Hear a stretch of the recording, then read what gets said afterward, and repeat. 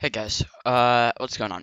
Today, for anyone who wants to figure out how to use Survivor Squads and they're possibly new to the game, I'm going to teach you in a quick and concise way.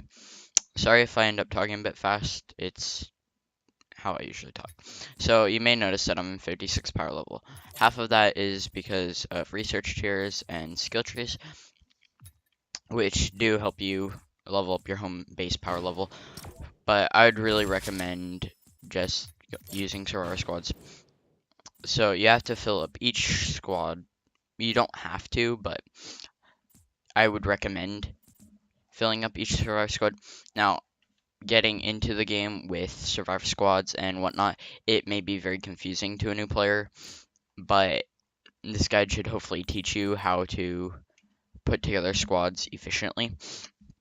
Now, in this one, you'll notice that I've got all matching personality traits. So when coming to a survivor squad, there will be two different things that you need to look at. Well, actually, three, depending on how you count at it. So you want to make sure that your leaders match. So, for example, it has this symbol, which is leader match, and then it has a personality. Now, the personality for leaders do not really matter. But so what you'll need to do is you'll need to match the personality of the leader, or you'll need to match the personality of the survivors with the leader. So he's got the same personality as him. Now, this icon does not match this icon because it never will. This just means that he's a leader of this fire team leader alpha. And this is what kind of boost he gives. So over here you can see 8% trap durability, which these two give trap durability. Now, when starting out, I wouldn't go for the extra bonuses on the side, but once you get more survivors, if you happen to have survivors with same personalities and same bonuses, I would go for it. It's extremely helpful in some situations, and it can really help out.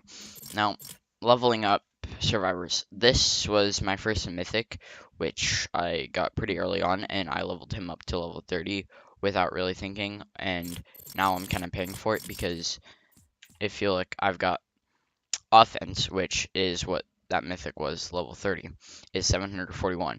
Now, fortitude, offense, research, and tech. You'll have, so that's fortitude, offense, research, and tech. And then you have fortitude, offense, research, and tech. So you have one of each. So in total you have 8 survivor squads.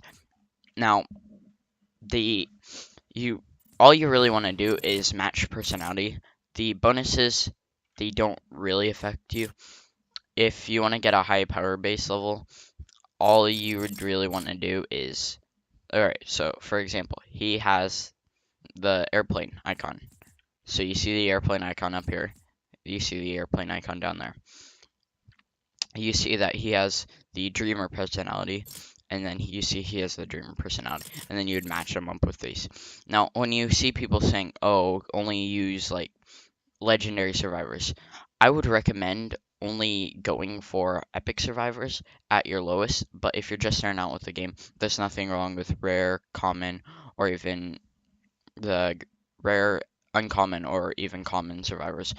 I would just recommend going with whatever you have and trying to match up the personalities. Now, not every case will have it to where you can match personalities. For example, this person, they don't have the same personality. And that isn't necessarily the best thing, but so if I were to unselect them, you can just see how much my fortitude drops to where if I had them. That's that's over 1,000 health. So even though they don't have a personality match, it's still good to have them. It's like they're level 20 and this person's level 17 and they have the same amount of stats. So obviously it's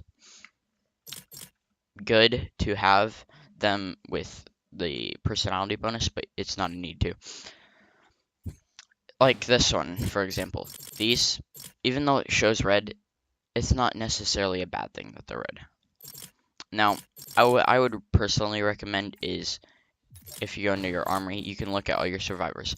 I recycled a bunch of epic survivors with different personalities that I don't need currently, which I kind of regret right now because I'm trying to get enough what is it? I'm trying to get enough training manuals to get Master Grenadier Ramirez, which currently I use Urban Assault Headhunter, which is a totally different hero. But anyways, back to Survival Squads. So it's like all these match, which is a good thing. Once all these match, I would just recommend trying. So you say get them to level 10, then evolve them, then you start getting them to level 20, but don't over upgrade one. So let's like get these all to level 20, which they are all except this one. Then get all of these to level 20. Just try to keep all your survivors at the same level. Now, how would you get survivors?